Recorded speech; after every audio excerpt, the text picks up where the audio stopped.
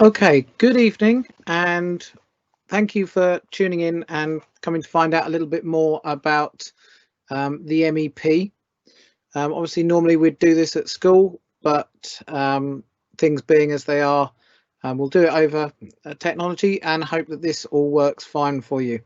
I've opened up the Q&A, so if as we go through people have any questions, please type a question in the Q&A, which you should be able to find on the right hand side by clicking on the little box with a question mark. If you type it in there, then I'll try and answer questions at the end.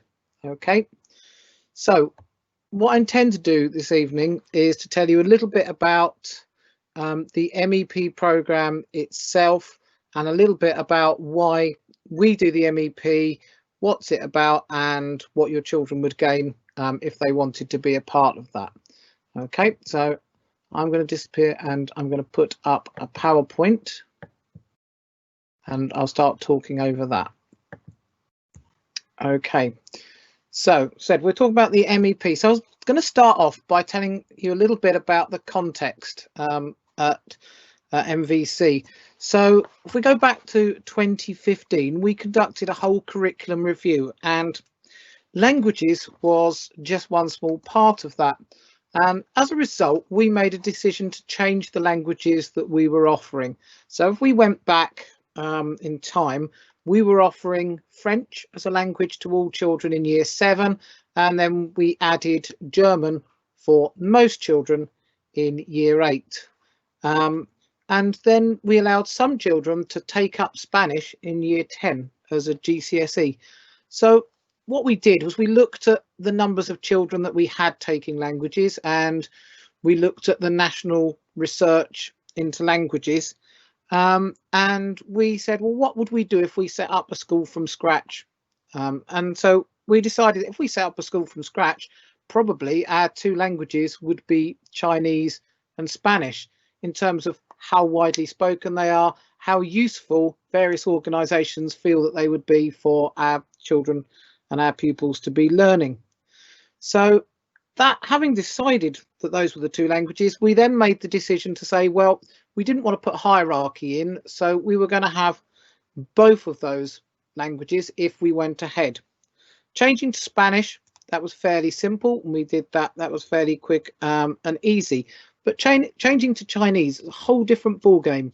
No other school in Cambridgeshire offers Chinese in their mainstream curriculum, so it was quite a risk. So myself and Dr. Hawkes, who is a language expert from works across the whole of our Academy Trust, we did some research. We went to visit schools in London and watch Chinese lessons, taught to Chinese teachers, taught to children who were doing Chinese. We needed to work out whether it was right for our students. And we decided that it was, and it would be a good thing for us to do. And then we had to find the right teacher. So we worked with PGCE organisations to go down. We went and met at UCL in London. We met the whole PGCE cohort and said, this is what we're doing. We're starting this off from scratch. Is it something that you're interested in?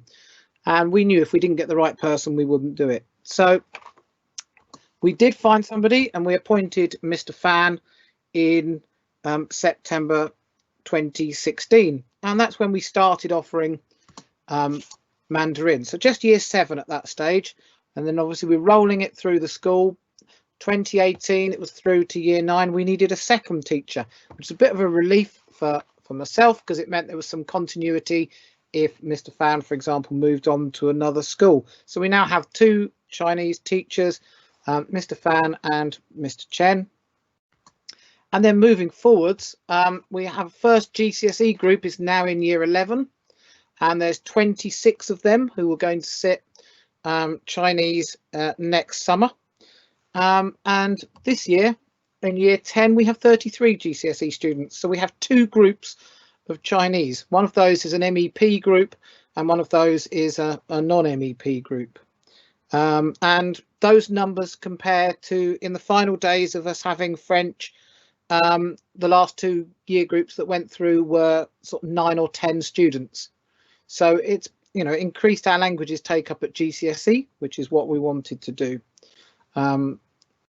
And we are planning A level for September 2021. And what I mean by that is,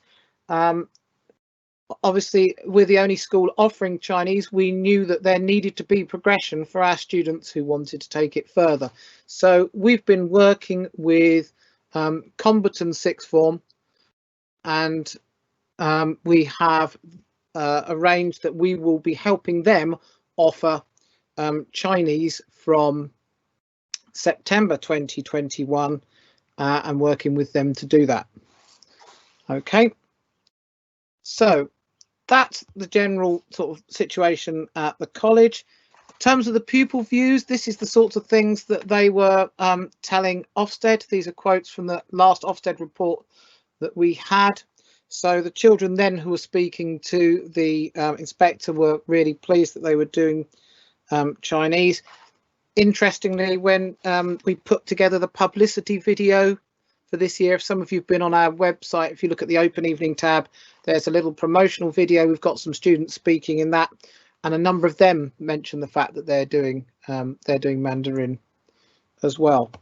So that's Mandarin in general, and the really important thing to stress is that all of the children will do Mandarin from year 7 to year 9. So in terms of if a child is in the Mandarin Excellence Programme, or if they're not, everyone will do the Chinese. It's just that the children in the Mandarin Excellence Programme do additional Chinese.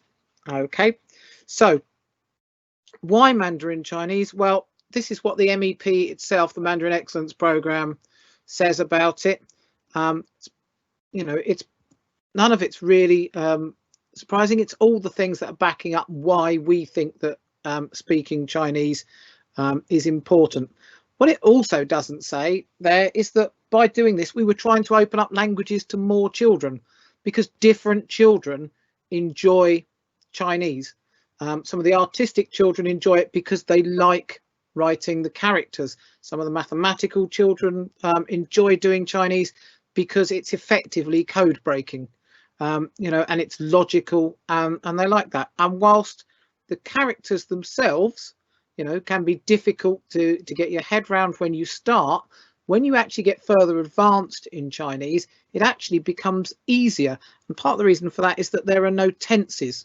So whereas in European languages, we have different tenses in verbs, whether something's in the future tense, whether it's in the present tense or the past tense, there's none of that in Chinese. You just put, a time in front of it. So there's none of, I am going to play football, I am playing football, or I played football. It's just I play football tomorrow, or I play football yesterday. So in that sense, it feels like the children take a little while to get going, and then they catch up later on. So those are all the things about the Mandarin, about why I do Mandarin Chinese itself, but tell you a little bit more about the MEP program itself. So I actually went to the first meeting about the MEP at the Department for Education, and it's an intensive language program. I have to apologise for my dog there. It's an intensive language program which began in September 2015. Well, they put it together in 2015. We weren't eligible to start in the first year because we only just started doing Chinese. So our year 11 group weren't part of the MEP program. We started in 2017. So it's funded by the Department for Education, and their aim was to get 5,000 school pupils on the track to fluency in Mandarin by 2020. So it's one of the things that was due for renewal in 2020. With Brexit and various other things going on, the renewal process has got kicked down the road a bit, but that's underway at the moment. The tenders are going in for that to carry on the programme for the next 5 years. So they're looking at the funding for the next 5 years. So schools are supported by the UCL and London University College London Institute of Education and by the British Council in what we do. and there are regular meetings of all the teachers and of all the heads, and the schools are partnered up to share expertise across what we're doing and share ideas. This is the controversial bit, that students study 8 hours of Mandarin Chinese a week. Now, this was a stipulation that the government put on it. And right at the beginning, they were suggesting that that would all be in the curriculum. And there was a lot of exclamations from people who said this is just not going to work. So what they say now is 4 hours of taught lessons or taught time, plus then the rest can be made up from homework. So it's a fair commitment.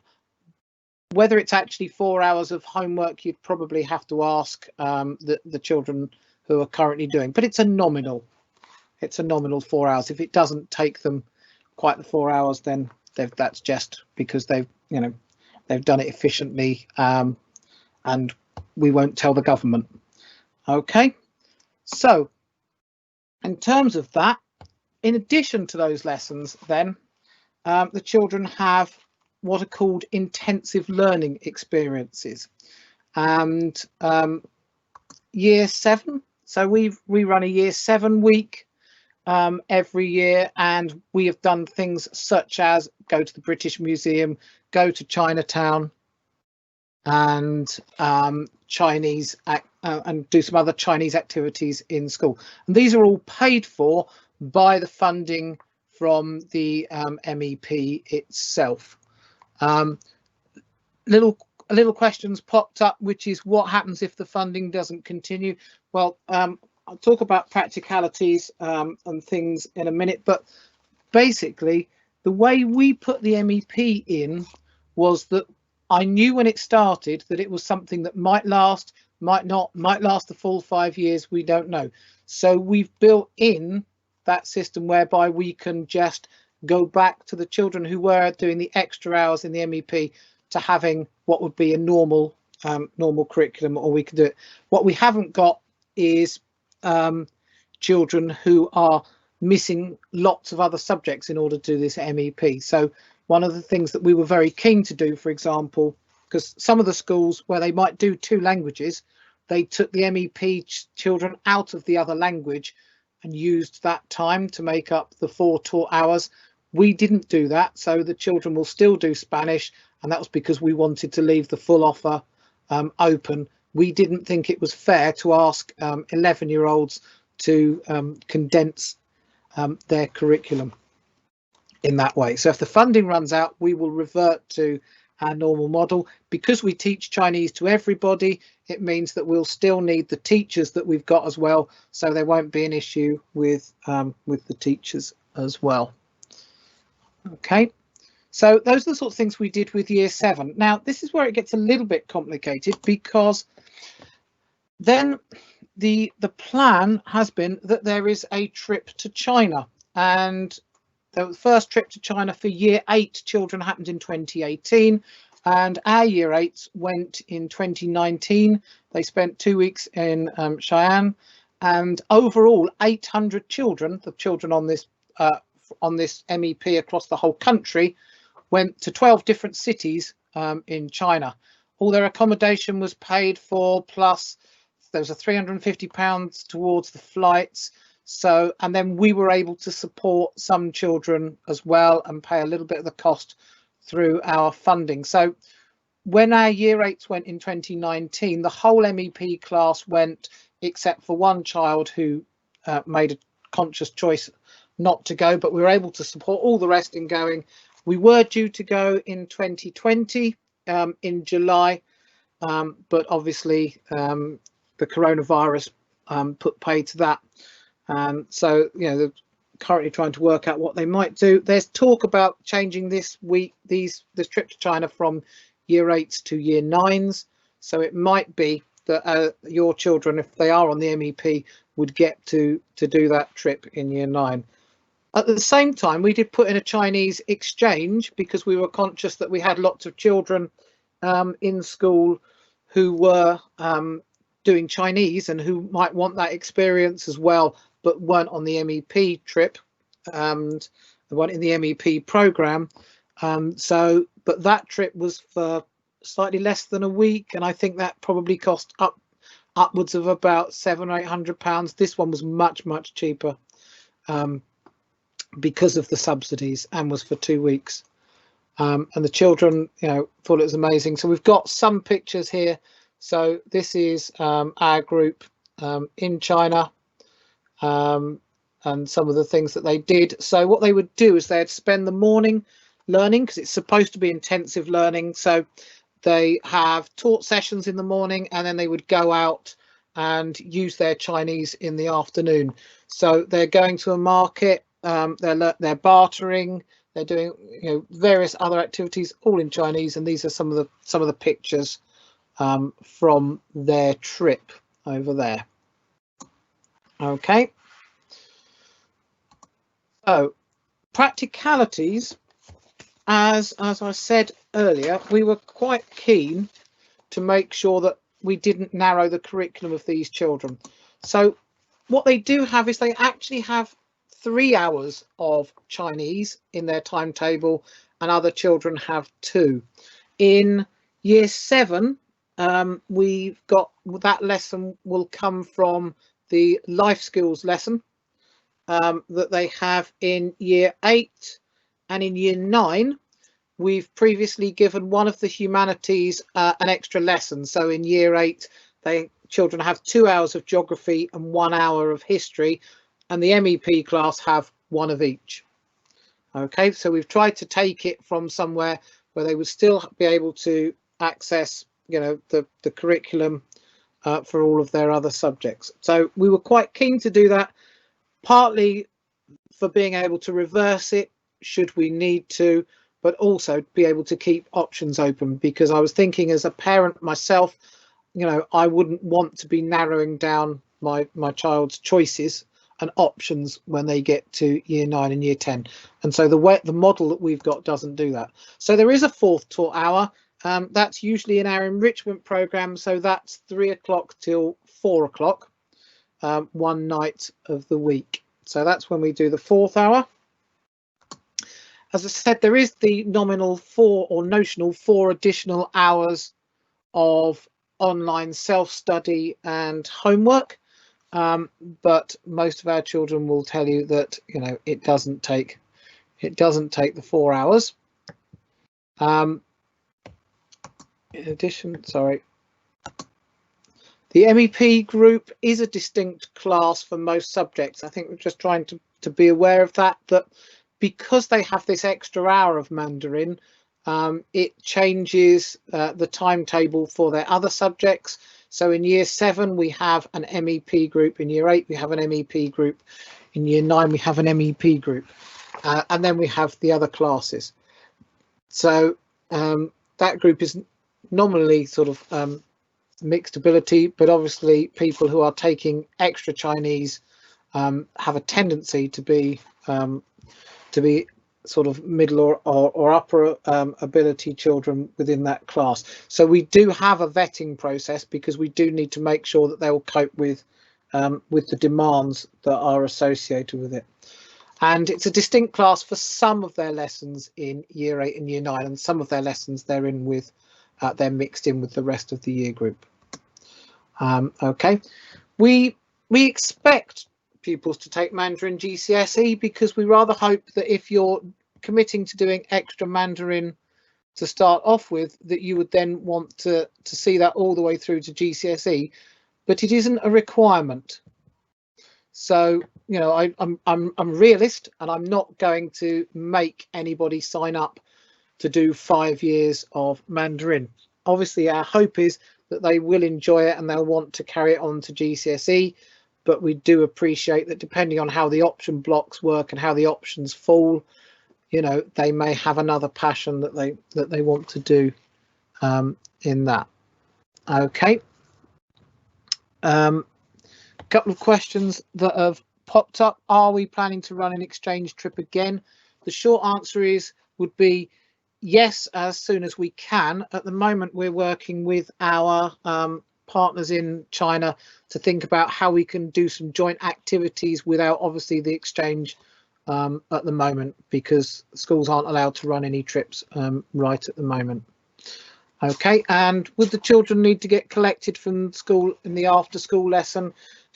We will arrange transport home for children who need the transport home. So at 4 o'clock, when we're running, normally when we're running enrichment, so we've got the clubs running from 3 to 4, we then run buses at 4 o'clock home. And so in normal circumstances, they'd just be able to get a place on one of those buses. At the moment, we're not running those other enrichments, but we are providing transport for those children who need it. So the children in year 8, 9 and 10 who are in the MEP programme, we've written to parents and say, right, tell us who needs transport home, please. And then we've provided that in our minibuses. Okay, so if I back to here. So pupils will gain the GCSE and an HSK level 3 qualification by the end of year 11. When the MEP originally started, the idea was that the children would do their GCSE early and then would potentially sit their A level in year 12 and then do an HSK or another qualification. And there were two issues with that. One, nobody had really thought about what happens at an 11 to 16 school. And the second was that since then, the languages GCSEs have been rewritten. They've been made more challenging.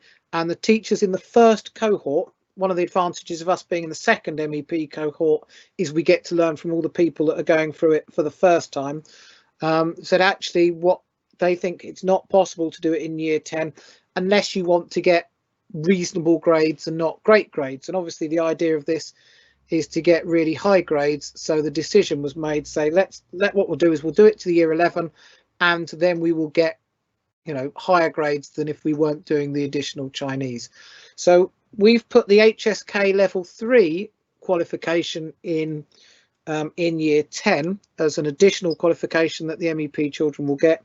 HSK is a qualification that's recognised abroad, particularly in China, and it's a more vocabulary based qualification than the GCSE is. So it doesn't have the speaking and the listening elements, but it does have the other elements in that. But we are able to run it alongside the GCSE.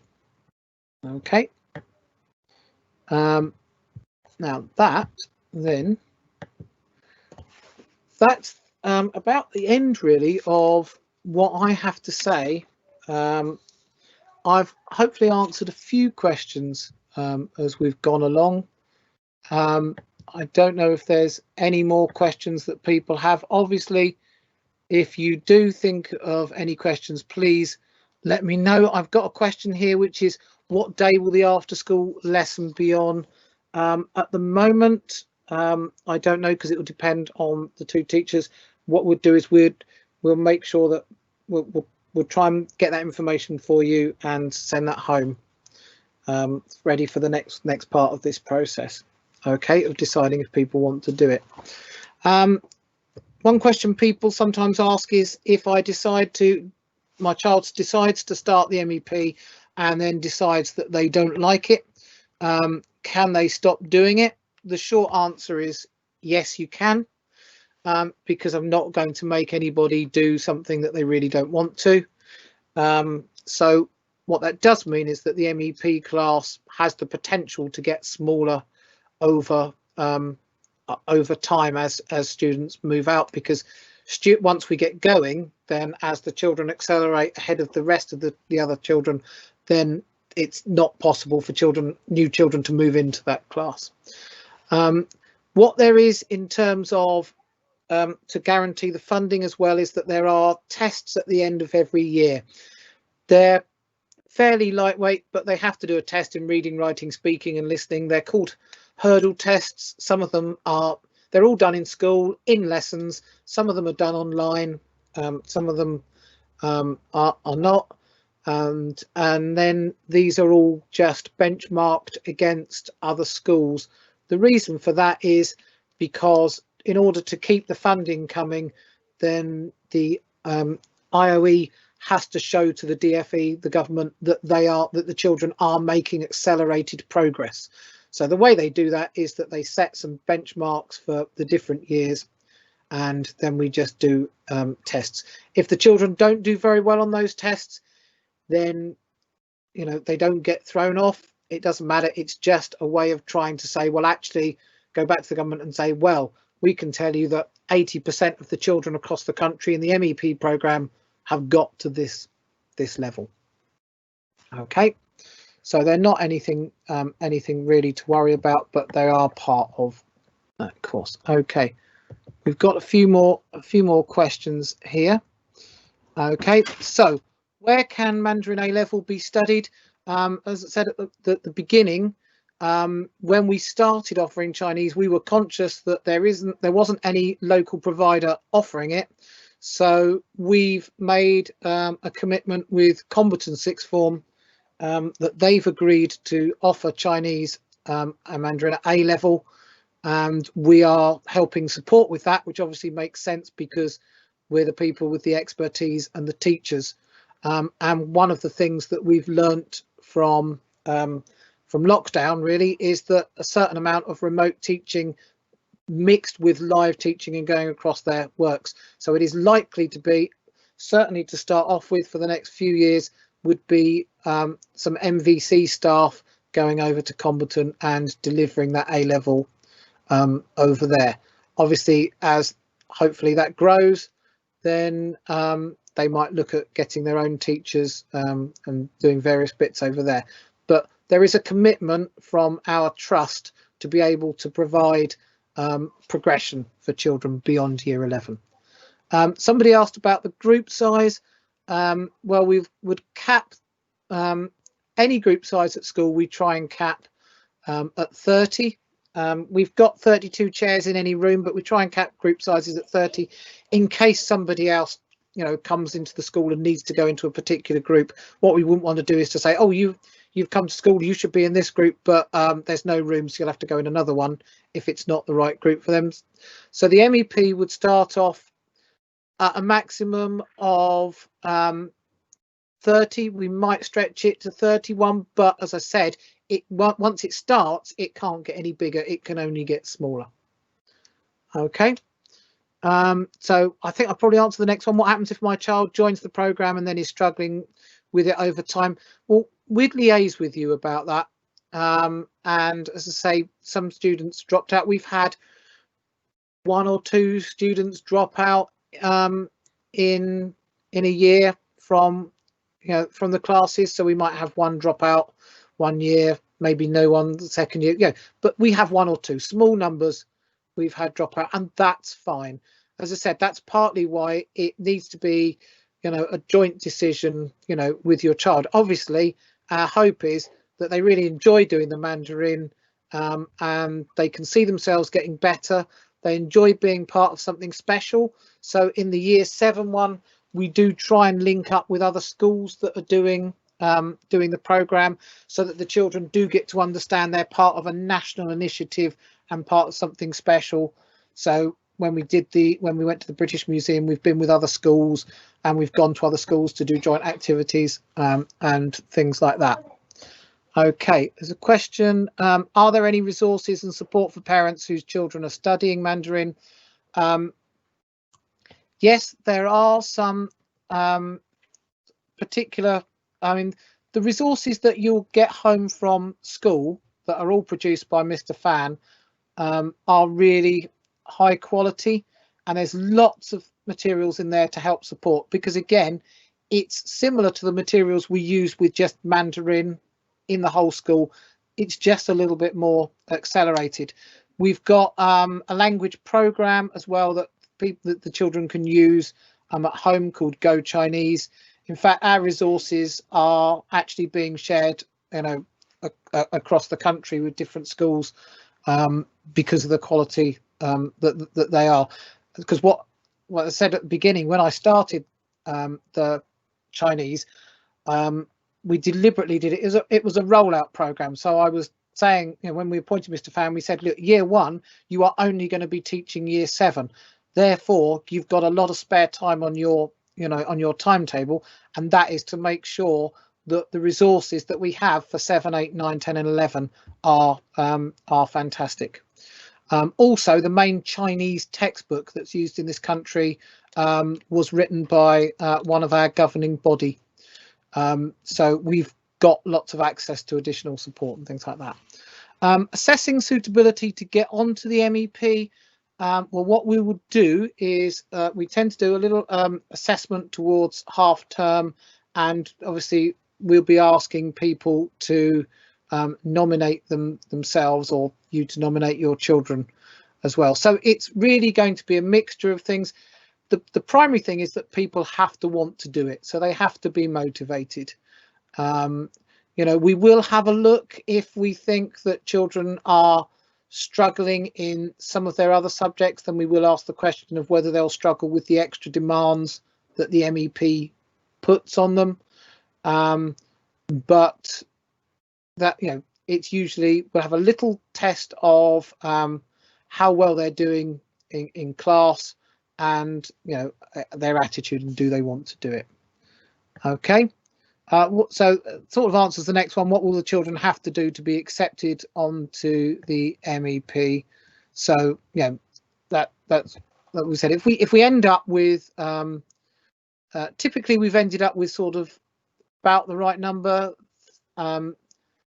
34, 35 people sort of wanting to be on it, slightly less when we first did it. So again, we have a look at that, and we would come and we would talk to you about it if we thought there might be an issue.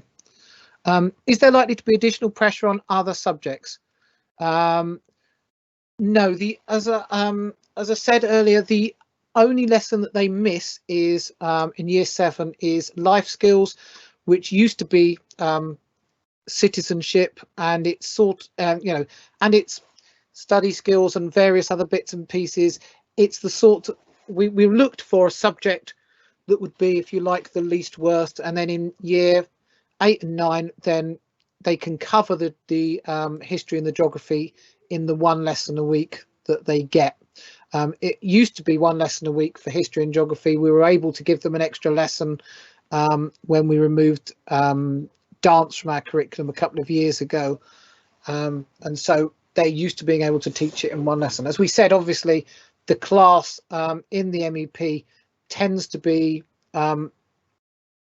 slightly higher ability than the general mix in other classes, so they are able to go slightly quicker through that geography and history. Okay, so I think we've done the what decision may offer a child a place in the MEP. So again, it's to do with their ability in Mandarin and their desire to get a place on the program. Okay, it'll just be a small written test in their lesson, and if more than 31 want to do it, we'll have a look, and I suspect this year it probably won't be. It's been around 30, 31 for the last 3 years. Year 7, because of the demographics in the area, which probably a number of you noticed if you've gone through primary school, there's slightly fewer children than that have fed through to us in year 7. If we have more than 31, then we'll have a look, we'll sit down and we'll talk with parents about it. But it's not been a particular issue for us. We've had, as I said, we've had 29, 30, 31, those sorts of numbers for the last 3 years. Okay, I think that's all the questions. So if anyone does think of any other questions after the meeting finishes, then please just get in touch. Otherwise, we will be back in contact with you soon to move to the next stage. Okay, so thank you very much for listening and for coming to this event. As I say, any more questions, just please ask. Thank you.